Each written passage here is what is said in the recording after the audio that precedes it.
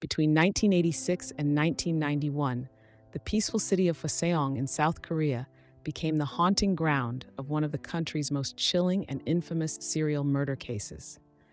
This series of crimes would terrorize the nation, leaving a deep scar in the collective memory and shaping how violent crime investigations are conducted in South Korea to this day. The first attack took place in September 1986. A young woman, alone and vulnerable, was found brutally raped and strangled in a secluded area. What seemed at first like a tragic, isolated incident soon revealed itself as something far more sinister. Over the course of 5 years, at least 10 women were attacked in remarkably similar ways. Each victim was assaulted, then strangled with their own clothes or a nearby item. Their bodies were left in remote, often rural locations, as if the killer wanted to erase all traces and disappear without a trace. The choice of victims seemed random. They were women of varying ages, from teenagers to women in their 40s, living ordinary lives in an otherwise quiet town. The brutal nature of the crime sent waves of fear throughout the community. Women stopped going out alone, and the streets of Hwaseong grew eerily quiet at night. Mothers kept their children close, and the city became gripped by anxiety, desperately hoping the nightmare would end. Law enforcement was immediately under pressure. The police launched what was at the time one of South Korea's largest investigations. Detectives combed through clues and evidence, scouring crime scenes, interviewing hundreds of potential witnesses, and arresting multiple suspects. Despite their efforts, the case seemed to slip through their fingers. The killer left no identifiable fingerprints, no clear pattern to follow. Forensic technology in the late 1980s was limited, and DNA profiling was just beginning to emerge globally, but was not yet widely used in South Korea. Investigators relied heavily on eyewitness testimonies and crude profiling techniques.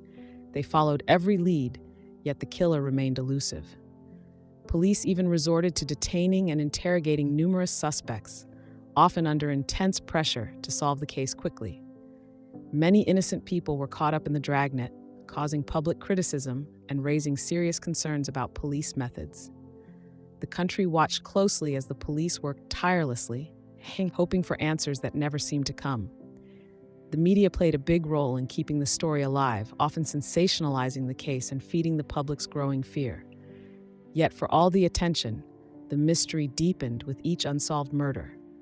Then, in 1991, the killings abruptly stopped. No more women were found murdered in the same brutal manner. The case slowly faded from the headlines, but never from the hearts of those who lived in Hwaseong. For decades, the murders remained a painful, unresolved chapter. But the story was far from over. Fast forward nearly 30 years to 2019. Advances in forensic science, especially DNA testing, had transformed criminal investigations worldwide. South Korean police decided to reopen the Hwaseong case with new technology, hoping to finally bring justice to the victims and their families. They re-examined evidence collected from the original crime scenes. Small samples that once held little value were now analyzed using sophisticated DNA techniques. The results were astonishing. DNA from several crime scenes matched a man already in prison for a separate crime, Lee Choon-jae. Lee Choon-jae was a shocking figure. A man with a dark past, convicted of murder and other crimes, he had been living quietly in prison when police connected him to the Hwaseong murders.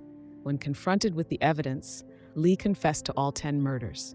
His detailed confession shocked the nation and brought a long-awaited resolution to a cold case that had haunted South Korea for decades. His admission revealed disturbing insights into the mind of a serial killer. Lee described how he would stalk his victims, carefully selecting his targets. He confessed to the cruelty of his acts and the chilling calm with which he committed them. This confession not only solved the mystery, but also raised questions about the failures of earlier investigations and the justice system's ability to identify and stop such dangerous individuals sooner. Lee Choon-jae's arrest and confession had profound effects on South Korea. It highlighted how much criminal investigation techniques had advanced and underscored the importance of forensic science in solving even the most baffling crimes. But it also reopened wounds for the victims' families, who had waited decades for closure. The Hwaseong murders left an enduring legacy beyond the crimes themselves. The case inspired major reforms in South Korean law enforcement.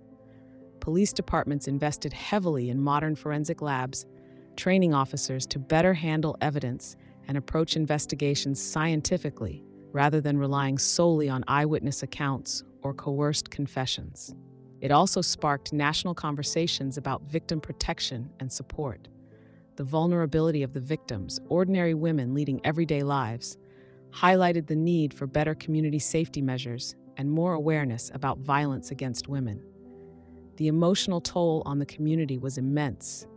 Hwaseong's residents carried the weight of fear and grief for years. The city became a symbol of both tragedy and resilience. The story of these murders was so impactful that it inspired the critically acclaimed South Korean film, Memories of Murder, which portrayed the frustration, desperation, and emotional exhaustion of the police officers trying to catch the killer.